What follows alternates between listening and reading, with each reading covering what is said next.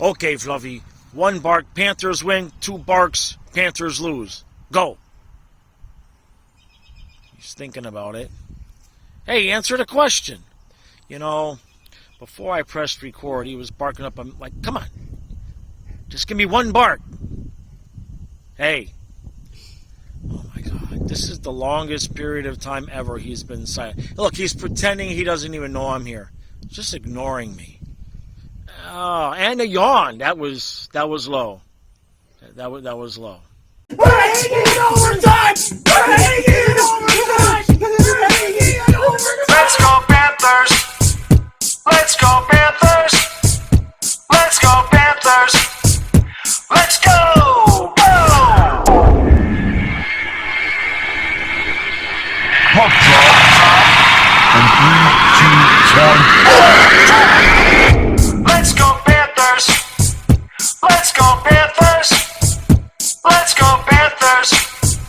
Let's go! Go! Alright, Panther fans, here we go. Bubba. Bubba's still happy from the post-game head scratches he got the other night. So, this has at least some nice percentage chance of being an Eastern Conference Finals preview. Now, it's always kind of dangerous to look at any one individual game during the year and really point to that. But considering these two teams' places in the standings and the time of year and all of that, we could literally be sitting here at some point in a Game 7 of the Eastern Conference Finals, and wherever that game is being played, Florida or New York, we might point to this game as the game that got whichever team home ice advantage. So, rare is there a game, in the regular season that has playoff importance, unless you're chasing or need one to clinch. But both of these teams, I'm sure, are going to want this one, and obviously the Panthers are going to want to prove that they can win in New York. We know we can win in Boston, but 6 of one, half dozen of another. We just have to keep winning, all right? Just keep playing the way we've been playing. To summarize the Panthers' defense against the Canadians, we ended our streak of, I think, 14 or 15 straight games where we had not allowed more than 2 goals, and we allowed 3, and we made up for that by shutting out the Wings. So somehow in the 2 games, even in the game where we gave up 3, we're still averaging under a goal and a half a game. 3, something like that. I think it's something. It's good. We're good. I'm not good with math. It's late in the day. I've had a long day. I'm pretty sure that math was off, but we're good. Let's just put it that way. So what do we want to see from this team tonight? I have a selfish request. I'm borderline really sick of waking up every morning and seeing other YouTube people putting out videos about how dirty we are and all of that. I'm kind of sick of that. Now, I'm not going to get into the finer points of that because I don't want to get channel demonetized. But what I will say is what I would like to see tonight is a skill victory. I would like to see my Panthers go into New York, win the game, even if it takes overtime or whatever it is, and win via our skill and not the way we won against the Wings, which is irritate the hell out of them until they implode. Now, I don't think I believe that we can win either way. Now, I don't think that's fixing to happen because I think it's probably going to be pretty chippy tonight. So this may not be the game to have that request then. But Panthers can beat you either way, much like the Lightning used to be able to do. And I've gotten a kick out of people discovering that the Panthers can beat you every way, because for years I used to talk about how the Lightning can beat you either way and we need to be more like the Lightning, and now we even stole their bumper play. We did. Can we be honest? I mean, we're Panther fans, we love it, but it's the play. It's the play that kicked our ass in the President's Trophy season and those playoffs, and so we stole it, and that's okay. I don't care. That's fine. Tampa doesn't really need it anymore. They're struggling. We'll see if they even make the playoffs, but I believe they will. All right. Other than that, guys, Could we also, last one more selfish request. I know this is a little bit long. One more selfish request. This is for Chucky. Could you please not let people find a way to hit you, to knock you 5 feet in the air when you come crashing down uncontrollably? Could we please not do that? All right? A little bit more on ice awareness of the fact that they all hate you now, Chucky. Okay? You bad Leroy Brown on skates. Let's get to.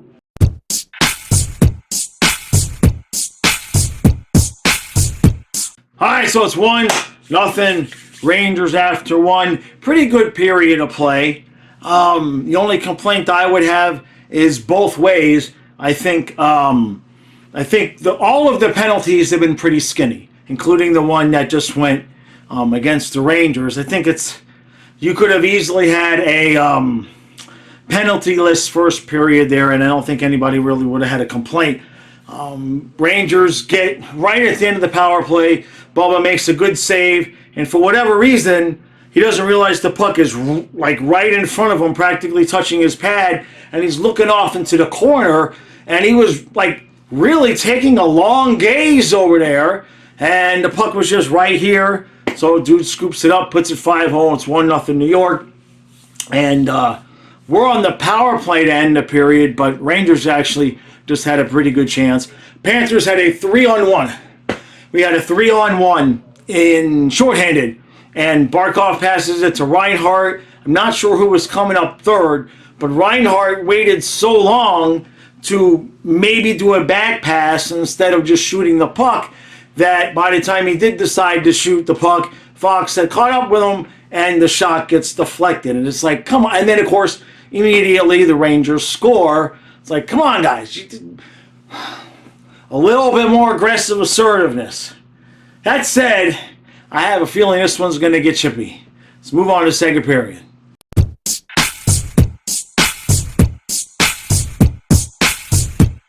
All right, so 2-2 after 2. Nobody should be surprised that this is a close, low-scoring game, right? I like the way it went here in the second period. It is very playoff-ish, right? The momentum swings back and forth.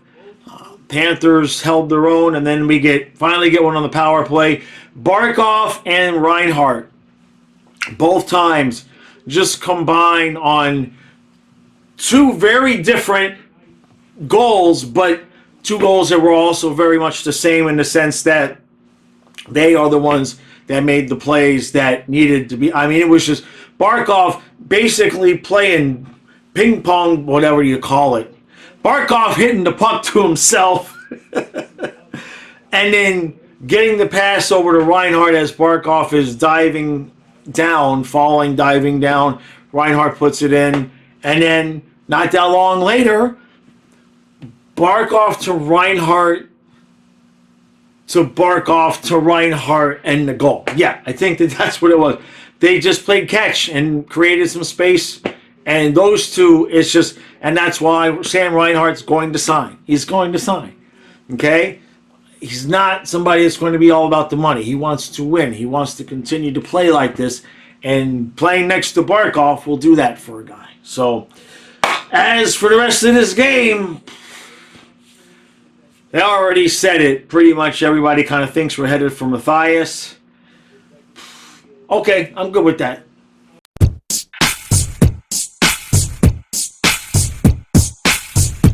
I feel like we already did this a couple of nights ago.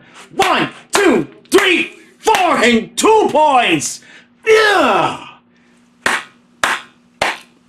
That's the recap. We went into MSG, and for the first time since 2019, we win in Madison Square Garden, and it was, I mean, we got the empty net at the end, but we won the game. It wasn't because anybody's a rat. It wasn't because the Rangers lost their cool because we were doing annoying stuff. All right? It wasn't because of any of those reasons. It's because they got talent, we got talent, we all got together, we played, and Bubba was the difference. These two teams are very evenly matched, although I do like how our third and fourth line played tonight, specifically. But Bubba made a couple of saves off the one. Zibanejad, I can't say his name, my apologies. He had a deflection, and by all rights, it means that should have tied the game. But Bob is just... Bob is... What other goalie in the NHL has his own puppet? He's the only one. You see what I'm saying? All right? That's going to count for something. We'll have to get him a special Vezina Bob puppet when that happens. So... I cannot praise this team enough tonight. The Barkov Reinhart line, just absolutely, well, you saw it. If you saw the goals, you saw it. Just, wow, okay? Bennett and Kachuk, that whole line. Cousins had a good game. He made a really good play that led to a chance early on. And I keep saying it, I like those guys. I know Cousins doesn't put the puck in the back of the net. Not worried about that, okay? The Lundell-Luosterainen line. Remember last playoffs when we really saw Lundell and Luosterainen raise the level of their play? Well, welcome to that part two. But now they got Rodriguez with them. So now there's three guys that can drive play and do all sorts of almost fantastic things. I love those guys. They've got to be the most talented line in the NHL on the axis of least amount of goals scored. You understand what I'm saying? I think you do. I love them, but if they could bury even like 10% of their chances, everybody on the line would have 20 or more goals. They just get chance after chance after chance. Just nobody can, but I don't care. They'll eventually get their goals. Lundell did get the empty netter to make up for the bad high-sticking penalty that he got in the second period. That was a double minor. That led to a Ranger goal. And defensively, I continue. I don't want to praise Ekblad too much because it's like praising the goaltenders. But I continue to be impressed with Ekblad's mental aspect of the game. I keep saying it. I'm going to reiterate it. I see so many times now where in the past he would have pinched and maybe gotten beat, missed the puck, and had to chase back, and he's too slow to chase back. He's not doing that anymore. He's just playing defense. He's playing within what his body will allow him to do, and he's doing a damn good job of it. So I'm happy with that whole situation. And the rest of the defense, just Kulikov continues to lay hit. Mikkola is impossible to play against.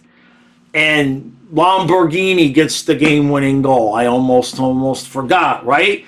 So when you've got that balance, I mean, we're just beating teams. We're just beating them. All right, we beat the Wings 4-0. We just beat the Rangers in New York 4-2. And we just keep, the bus is just driving itself. It is just a beautiful thing to see. But I don't want to get too high. I don't want to get too high because we've had some good successes this offseason, or this season. We won in Vegas. Now we finally beat Rangers in New York. Okay? The Canes got one on us in Carolina. There's been a little bit of that action. We still got to play Boston, I think a couple more times. Still got to play the Leafs a couple more times. I know we play Tampa at least one more time. So we still do have some contests against possible playoff opponents that are coming up. But right now, we have an opportunity to get that top seed. And, you know, whether it's a Game 7 in the Eastern Conference Finals or whether it's just getting to start off round one at home for 2 games and not having to win a game on the road just immediately, you know, I'm not taking it for granted. I don't take any of these playoff rounds for granted. Been a Panther fan too long to do that. So I want every possible little advantage that we can get because as we saw last year, sometimes you can have all the magical rainbow unicorns, but if things don't go exactly right, that's the difference between a cup and not. And this team is ready. This is when we look back on the history of the Florida Panthers and you see where that first cup was won, it's a natural progression, the lead up to it being this year to where you would look in the past and be like, yep, that makes sense. That's about right. had a little bit of trouble, almost, and then did it. And that's how I think we all feel. And Panthers just got to go out there on the ice, one game at a time, and do it. So, President's Trophy, I don't care. But top seed in the conference, that could pay dividends for us, whether it be the first game of the playoffs or last game of the playoffs. I know we're a good road team, but Game 7 in Carolina, in New York, or in Florida is not a hard question to answer.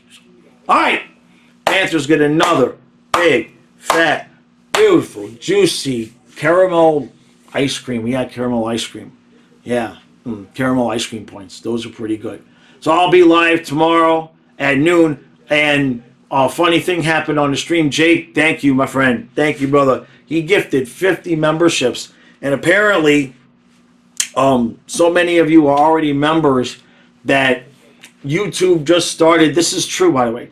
YouTube, there was nobody left in the chat that wasn't a member. So they just started sending random memberships to people that had never watched the channel before. And they were cool about it, but I got one guy in the chat. It's like, so I just got an email from YouTube saying I was gifted a membership to this channel. I've never seen your channel before. I've never watched one of your videos, but he's like, I subscribe. So it's funny how that works. So I appreciate the point to that is that you guys have been gifting so many memberships that we have exceeded capacity.